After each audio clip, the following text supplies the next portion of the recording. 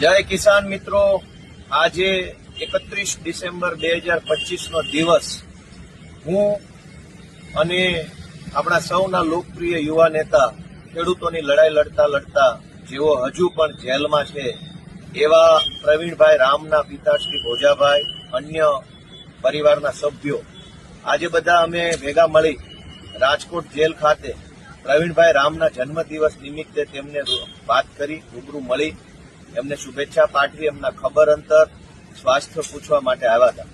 શરૂઆતમાં અમે અહીંયા મેઇન ગેટ ઉપર ફોર્મ ભર્યું, બધી વિગત આપી તો અમને મેઇન ગેટથી જવા દીધા. ફોર્મ ભરી લીધું, સ્વીકારી લીધું, અમને વેઇટિંગમાં બેસાડ્યા અને ત્યાર પછી જયારે વારો આવવાનું નક્કી થયું ત્યારે અંદરના અધિકારી એવું કીધું કે ગોપાલ ઇટાલિયાને મળવા દેવામાં નહીં આવે અથવા તો તમને બધાને મળવા દેવામાં નહીં આવે જો તમે ગોપાલનો આગ્રહ રાખશો તો.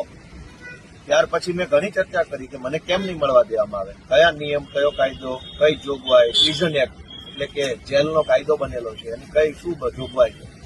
તો અધિકારીએ મૌખિક રીતે બસ અમે કીધું છે એટલે તમને નહીં મળવા દઈએ, અમને ઉપરથી કહેવામાં આવ્યું. એક જ વાતનું રટણ ચાલુ રાખ્યું. મેં ઘણી બધી વિનંતી કરી, રજૂઆત કરી કે કોઈ નીતિ નિયમ પ્રમાણે હોય તો કંઈ વાંધો નથી, પણ હવે મારી વાત માન્યા નહીં. ત્યારબાદ મેં એવું કીધું કે હું વકીલ તરીકે મળવા માંગુ છું. તેમણે કીધું કે તમે નહીં મળી શકો, એ તો અમે નક્કી કરશું કયા વકીલ મળશે. સામાન્ય રીતે નિયમ એવો હોય છે કે કોઈ પણ XYZ વકીલ જેલની અંદર રહેલા કેદીને મળી શકે, કારણ કે વકીલ અને કેદીની મુલાકાતનો ઉદ્દેશ્ય લીગલ સલાહ, સૂચન, માર્ગદર્શનનો હોય છે. એવું જરૂરી નથી કે જે વકીલ કેસમાં હોય એ જ વકીલ મળી શકે, કેમ કે સલાહ તો કોઈ પણ વકીલ પાસે જ લઈ શકાય.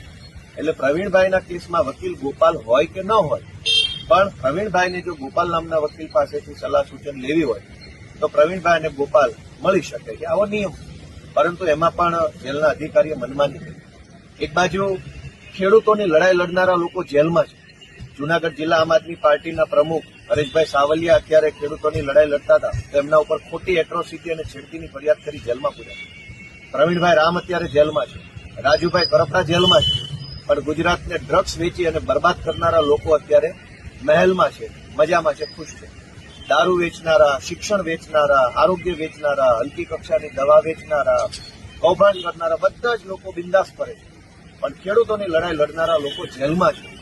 પ્રવીણભાઈ રામની બાબતમાં તો પ્રવીણભાઈના ઘરે દીકરાનો જન્મ થયો અને એનો પહેલો જન્મદિવસ હમણાં જ ગયો, તો પહેલો જન્મદિવસ ઉજવવા માટે પણ પ્રવીણભાઈ હાજર ન હતા. એ ખરેખર ખૂબ જ આપણા માટે ખેદનો વિષય છે. આજે પ્રવીણભાઈનો જન્મદિવસ છે છતાંય પ્રવીણભાઈ જેલમાં છે, ખેડૂતો માટે લડાઈ લડતા. રાજુભાઈ કરપડા, આપણા લોકપ્રિય ખેડૂત આગેવાન, અત્યારે આ જેલમાં છે. અમને મળવા દેવાની ના પાડવામાં આવે.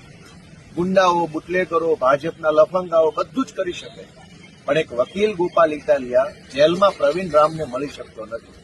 ગુજરાતમાં આ હદે તાનાશાહી અને ગુંડાગીરી પ્રવર્તી રહી.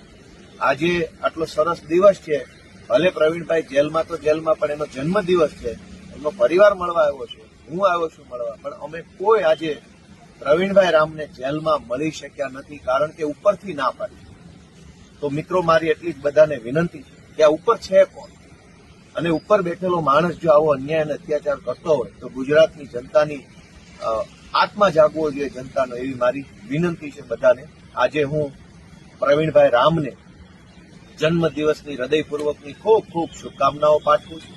અને આ જેલમાં રહેલા પ્રવીણભાઈ રામ, રાજુભાઈ કરપડા, રમેશભાઈ મેર સહિત જે કંઈ ખેડૂત આગેવાનો છે એમને ભગવાન ખૂબ બળ આપે, ખૂબ શક્તિ આપે અને માતાજી એમની લડાઈને સફળ બનાવે એવી પ્રાર્થના કરું છું. અને એમની સાથે અમે ખભે ખભો મિલાવી અને સમગ્ર આમ આદમી પાર્ટી એમની સાથે છે એવી હું આજે ખાતરી આપું છું. સૌને મારા નમસ્કાર. જય કિસાન.